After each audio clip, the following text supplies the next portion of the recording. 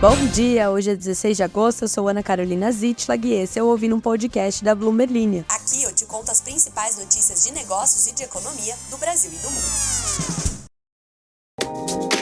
Muito bom dia a todos. Esta semana vocês terão que conviver com a ausência da minha voz. Não há o que fazer. Nem sempre a gente pode ter tudo nessa vida. Então eu tô ajudando todos vocês e garantindo que falte qualidade aqui no podcast para que vocês tenham outras coisas em abundância durante essa semana. Como foi o caso do Nubank, que superou as projeções de analistas consultados pela Bloomberg em seus resultados financeiros do segundo trimestre em quase 100 milhões de dólares. Se eles conseguiram esta proeza, você também consegue com a graça da falta de qualidade do podcast. E também com essa forcinha aqui. A queda do dólar está impulsionando um aumento de 2,4 trilhões de dólares em riqueza da América Latina. Você está sentindo a diferença? Temos ainda gestores dobrando as apostas no Ibovespa acima dos 130 mil pontos, segundo uma pesquisa do Bank of America. Estamos esbanjando positividade tóxica por aqui com essas notícias e com uma cereja do bolo, que é uma com um tom de fofoca. A saída repentina do Wilson Ferreira Jr. como CEO da Eletrobras intrigou os investidores e a Bloomberg News foi atrás para saber o que eles estão pensando sobre isso. Para você que percebeu ontem que a notícia da Argentina entrou 2 vezes, era para reforçar a importância da eleição por lá, para lembrar que eles ganharam a Copa do Mundo, e também um tributo a Lionel Messi. Tudo friamente calculado na pressa da manhã. Se essa qualidade duvidosa do produto não te assusta, então siga a Bloomberg Linha em todas as redes sociais, porque lá, onde eu não sou a única responsável direta, as coisas são bem feitas. 10/10 recomendo. No mais, vamos às notícias.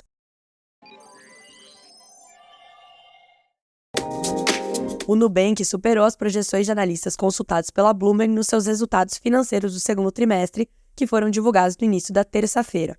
A fintech registrou um lucro líquido de 224 milhões de dólares, enquanto os analistas estimavam um lucro de 146 milhões de dólares. Outro destaque positivo foi o retorno ajustado sobre o patrimônio líquido, o ROI, que é uma medida bem específica para calcular o retorno de instituições financeiras.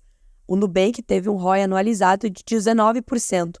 De acordo com o cofundador e CEO do Nubank, David Vélez, a empresa atingiu essa rentabilidade ao mesmo tempo em que manteve índices de capital regulatório acima dos requisitos mínimos, ou seja, lucro, mantendo uma liquidez saudável no banco. Vélez comentou sobre os ganhos do banco em modalidades de crédito mais caras e mais arriscadas, como o rotativo do cartão de crédito. Ele disse numa call com analistas realizada no começo da noite de terça-feira que a estratégia e o crescimento do Nubank em crédito foram alguns dos principais temas deste trimestre. O Nubank também dobrou o número de clientes, passando de 42 milhões na metade de 2021 para 84 milhões no fim do segundo trimestre de 2023. Em julho, a empresa ultrapassou a marca de 80 milhões de clientes no Brasil, consolidando-se como a 4ª maior instituição financeira do país por esse critério, atrás apenas do Itaú, do Bradesco e da Caixa. Segundo o Nubank, o aumento da base de clientes foi impulsionado por oportunidades de cross-sell, ou venda cruzada de produtos, e de upsell, ou venda de produtos mais caros. Essa estratégia resultou em um aumento de mais de 5 vezes na receita em 2 anos, acompanhado por um crescimento de receita de 3 dígitos no mesmo período. Mais um suco de otimismo para você agora dos gestores, que estão mais otimistas com o mercado de ações brasileiro neste momento de início de queda dos juros. Isso segundo a nova edição da pesquisa mensal do Bank of America, que é feita com profissionais da América Latina. O levantamento mostra que quase o dobro dos gestores entrevistados, ou 41%, em relação a julho, projeta o Ibovespa acima dos 130 mil pontos no final do ano. O resultado implica um upside, ou um potencial de alta, de 11,3% ante o fechamento de segunda-feira. O percentual de entrevistados que vê o índice negociado acima dos 120 mil pontos em dezembro deste ano também aumentou, de 76% em julho para 88% neste mês. Embora o índice tenha recuado nos últimos 10 pregões, ele vinha sendo negociado acima desse patamar desde julho. Mas o que raios são os pontos do Ibovespa? Pois a gente já falou sobre isso aqui no podcast. Os pontos do Ibovespa são a soma da carteira teórica que forma este índice da B3. São várias ações de várias empresas diferentes, mas, por mais que os grandes investidores já vejam maior potencial para ganhos na bolsa, a avaliação é de que a categoria de pessoa física só deve voltar para a renda variável quando a Selic, atualmente em 13,25%, cair para 10% ao ano. No início desse mês, o Banco Central reduziu a taxa Selic pela primeira vez em 3 anos. Somente notícias para aclamar empresas e riquezas da América Latina no dia de hoje. A riqueza privada global caiu no ano passado pela primeira vez desde a crise financeira de 2008. Só que nem todas as regiões sofreram uma redução. Apesar do impacto das sanções, a Rússia registrou um grande aumento da riqueza privada durante o ano passado, enquanto a América Latina teve um aumento da riqueza na ordem de 2,4 trilhões de dólares, e isso impulsionado por uma valorização média de 6% das moedas locais em relação ao dólar, segundo um relatório do Credit Suisse sobre riqueza global. A pesquisa cobriu os ativos estimados de 5,4 bilhões de adultos em todo o mundo, em todos os níveis de patrimônio. Segundo o banco, o patrimônio líquido em todo o mundo encolheu 2,4%, para um total de 454 trilhões de dólares, de acordo com esse relatório. O patrimônio líquido em todo o mundo, segundo o banco, encolheu 2,4%, para um total de 454 trilhões de dólares. A maior parte do declínio foi sentida nos lares norte-americanos e europeus, que juntos perderam 10,9 trilhões de dólares.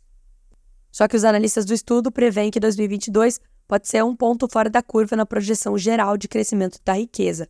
Globalmente, a riqueza deve aumentar em 629 trilhões de dólares até 2027, um salto de 38%. Com isso, o número de milionários, que hoje é de cerca de 60 milhões em todo o mundo, pode chegar a 86 milhões em 2027. Seria você um dos eleitos? Fique atento. E para vocês não reclamarem que a minha voz tá muito feia e que eu não entrego nada para vocês, vou dar uma fofoquinha. O diretor-presidente da Eletrobras, que a gente comentou que renunciou ao cargo de uma forma inesperada na noite de segunda-feira, fez com que os investidores ficassem intrigados. Wilson Ferreira Júnior apresentou a sua renúncia e vai ser substituído por Ivan Monteiro, presidente do Conselho da Eletrobras. O documento não deu detalhes sobre o que motivou a renúncia do executivo, mas alguns analistas apontam para crescentes tensões entre Ferreira e o Conselho de Administração da empresa. A Eletrobras está entre as companhias que têm conselhos bastante ativos e exigentes, segundo uma nota de Antônio Juqueira, analista do Citi, que foi consultado pela Bloomberg News. Segundo ele, abre aspas, conselhos muito ativos adicionam uma camada-chave de governança às corporações, e ele colocou um necessária entre parênteses. Também pode adicionar muito atrito, fecha aspas. A Eletrobras não respondeu a um pedido imediato de comentário da Bloomberg News sobre os motivos da saída de Ferreira. O executivo foi elogiado por investidores depois de liderar a Eletrobras por meio de amplos programas de corte de custos quando estava no comando da maior concessionária de energia da América Latina em valor de mercado. Ferreira retornou à Eletrobras depois do governo vender o controle acionário no ano passado. O CEO também via sofrendo pressão do governo de Luiz Inácio Lula da Silva, que tem questionado a privatização conduzida sob o comando do ex-presidente Jair Bolsonaro. Segundo Junqueira do Citi, que tem recomendação de compra para a ação da Eletrobras, a saída de Ferreira é, abre aspas, um obstáculo na estrada. O piloto e o carro estão muito bons e vão seguir em frente. Olha, o quadro final do episódio, que fica no final do episódio, ficou pobrinho nos últimos. Hoje eu resolvi escrever um roteiro, então eu estou escrevendo isso aqui, pensando que provavelmente no momento, que no caso é este momento agora que você está ouvindo isso, eu possa estar sem voz e apenas sussurrando. É mais ou menos o que está acontecendo de fato no ano passado que escrevi esse roteiro. Agradeço aos votos de melhora de todos e tenho que dar, sou obrigada, tentei evitar, mas darei este recado. Serei obrigada a colocar algum coleguinha da Bloomberg para me substituir nos próximos dias, para ver se isso aqui melhora, porque não tem a menor condição de ficar sussurrando no vídeo de vocês. Então não morram de saudades, eu volto assim que a minha voz voltar. Um grande beijo, até breve.